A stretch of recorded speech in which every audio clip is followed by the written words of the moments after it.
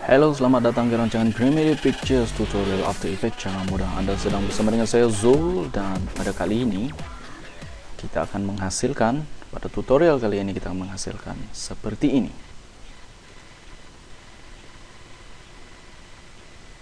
Wow, cantik bukan? Pastinya tutorial kayak gini akan memakan masa dalam 30 menit atau ke 45 menit begitu. Tidak, saya gurau saja. Jangan panik. Oke, sebenarnya untuk membuat perkara ini sangat mudah saja. Pada tajuk kali ini kita akan bincangkan tentang preset animation preset bagi teks. Bagaimana untuk mendapatkan efek seperti ini? Ianya sangat mudah. Kita pergi buat composition dulu, new composition, kita format HD 25 frame per second, klik OK. Dan kita buat teks.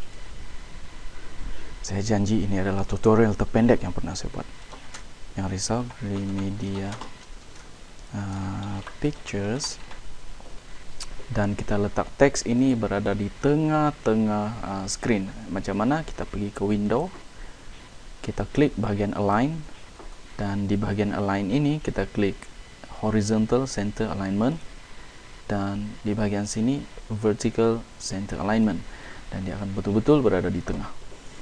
Jadi kita mau kejar masa, sebab saya kata tutorial ini pendek saja. Saya mau terus kepada animation. Kita pergi ke effect dan preset, dan kita di bagian animation preset ini kita cari bagian text, dan di bagian text kita cari bagian 3D text, 3D bouncing in centered katanya. Kita tarik dan kita boleh drag lepas di sini ataupun kita boleh lepas di layer dia, dan hasilnya Anda telah berjaya membuat satu animation yang sangat cantik dalam After Effects dengan hanya menggunakan preset yang sedia ada. Jadi saya rasa tutorial kita sudah siap rasanya. Sangat pendek saja tutorial kita pada hari ini. Jadi sebelum saya habiskan tutorial ini, saya akan bagi tunjuk macam mana untuk letak background di belakang. Seperti tutorial saya yang lepas, dia ada background di belakang. Jadi kita buat dia menggunakan layer. Sama ada kita boleh klik new solid ataupun kita pergi layer new solid, sama saja. Lepas tu kita letak warna biru, atau sebabkan perkataan kita warna biru, kita letak warna kehijau-hijauan di sini ya, tapi dia tidak terang. Oke. Dan dia ada di atas. Sebelum ini saya sudah jelaskan kenapa dia di atas. Kita cuma perlu tarik di bawah saja, dan dia ada macam ni. Dan macam mana untuk kita buatkan background ini? Kita off dulu. Background ini nampak menarik ya. Kita klik di layer ini, kita pergi ke effect, generate, dan kita pergi ke ramp. Ramp ini adalah gradient, tapi dia ada dua saja. Dia linear dan radial ramp. Dia cuma menggunakan dua color saja. Jadi kita akan menghasilkan ikut saja apa yang saya buat ya kawan-kawan. Oke, kita mau start color, dia warna hijau. Warna hijau seperti ini. Oke. Dan warna yang kedua ini kita ambil sampel di warna yang pertama tadi. Lepas tu barulah kita klik dan kita gelapkan sedikit. Perhatikan di sini dia sudah berubah menjadi cantik. Yes. Oke. Dan perhatikan ada start of ramp dan end of ramp.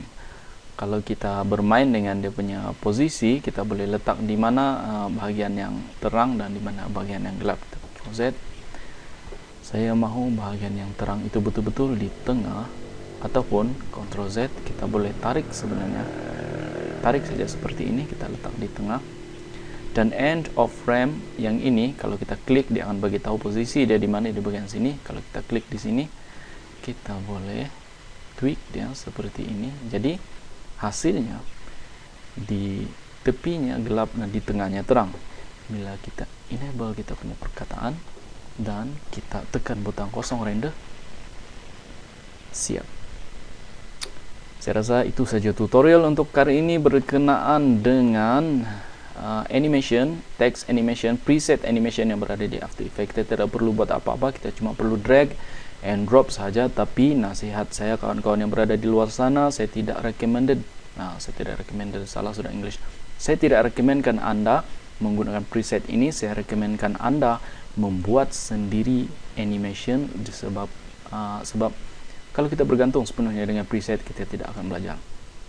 Pada awalnya saya juga bergantung dengan preset, tapi lama-lama sebenarnya semua animation yang cantik itu kan semua diorang buat sendiri, betul. Jadi itulah mau buat sendiri. Jadi saya Zul, Anda selalu bersama saya dari rancangan Primary Pictures. Semoga kita berjumpa lagi di masa yang akan datang. Bye bye.